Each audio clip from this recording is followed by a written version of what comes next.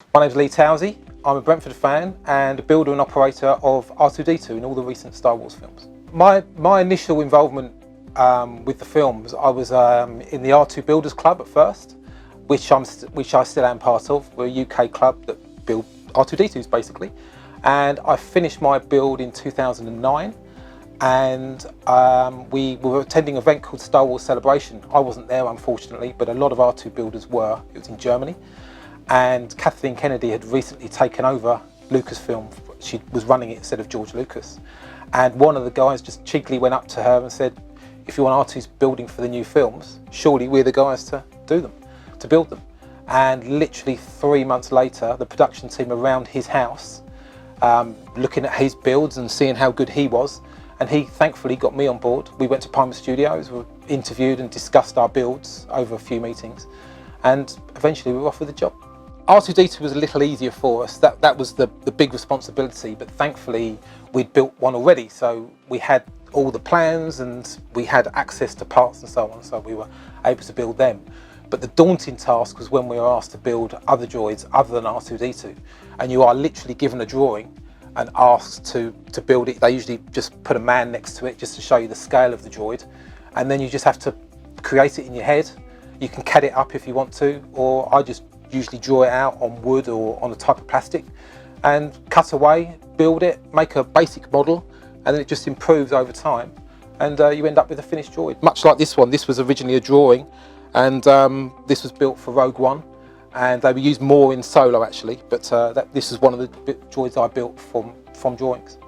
So working with the actors, it's good fun. They understand the droids because they've started on Star Wars where they're old. The original actors like Mark Hamill, he's done it before, so he knows what it's like to work with droids.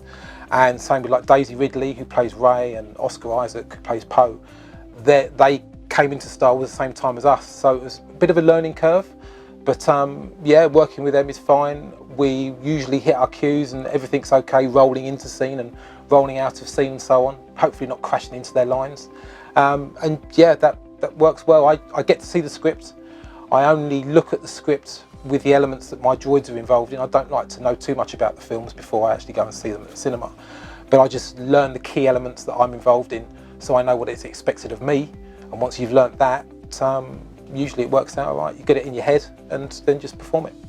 As far as my career highlights are concerned, I'm just honoured to be looking after R2-D2, an iconic character, that's been created by someone else already, and I've sort of taken the mantle and looked after it ever since. The guy that I started with, Oliver, he just did the one film, but I've stuck it out and been there through thick and thin. I do promotional events with R2-D2 as well, and the celebrations all around the world. So they are my highlights. I guess also I was lucky enough to do the Oscars as a promotional event a few years back, and unfortunately we didn't win anything, but I got to drive a droid out on stage, so that was pretty cool. That was memorable.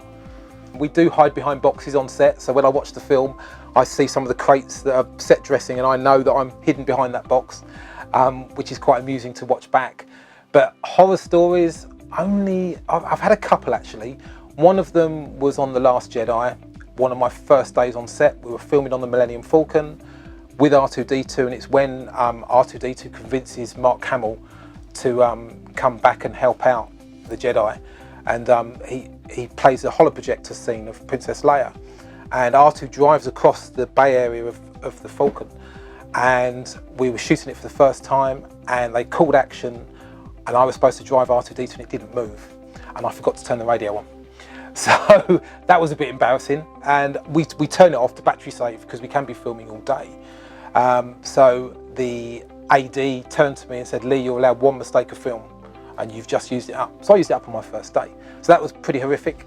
And then on the recent film, we had one problem where a servo burnt out. I had an arm that was opening up on R2-D2, and we were doing take after take after take, and I could smell burning. And we hadn't finished filming, but a servo had gone and I didn't have a spare on me. So my boss wasn't overjoyed about that too much.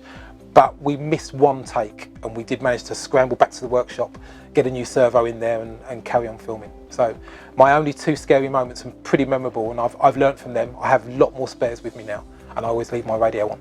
Unfortunately, about 15 years ago, my dad sadly was diagnosed with cancer, and my dad and I didn't have much interest because my dad's not into Star Wars, which I always had been, and we got on, but it was difficult sharing quality time with my dad, and it was a bit of a reality check, and I decided to give Brentford a try again. So I started going, and Dad and I went to every home game, and I fell in love with Brentford. It was great for Dad and I, and as a regular thing out. My boys started to come along as well, so we had 3 generations going to see Brentford, and we've been through the ups and downs. I've been through the 2 seasons in Division 2 and back up again, which was wonderful. Hard to believe we were down there in Division 2 struggling. The Martin Allen years, they were good fun. Southampton, I remember in the FA Cup, I went away to that, and then the replay, which we sadly lost back home. So there's been a lot of memorable things happened, and just great to share them with my dad, who thankfully is clear of cancer now, and he's fit and well. And Dad goes to more games than me, actually. He goes to a lot of away games as well, which I don't have time for at the moment, unfortunately. But yeah, so it's great. I love it. I love it. I think the last day, wow, it's quite emotional. I think it's going to be an emotional day for a lot of people, and I just the reason I'm there and with my dad and my family, because it's such a family thing. I think that's what's key to me, the family element, and the fact that we've been through this journey of going to the stadium for so long over all these years with my sons, who've embraced it just like my dad and I have. That's what Griffin Park means to me.